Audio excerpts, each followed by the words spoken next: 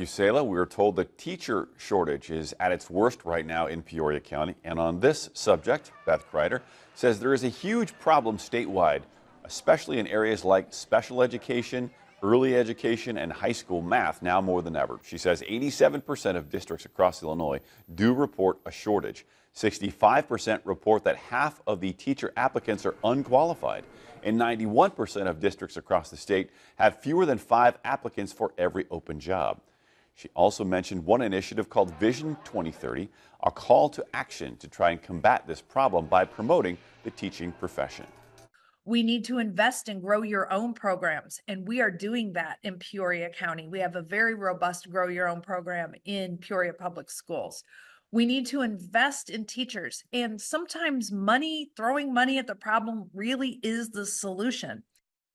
She adds that pension reform may be another solution for those aspiring educators and says there are plenty of people qualified to teach special ed, but they don't, she feels, because of the extra paperwork and the requirements.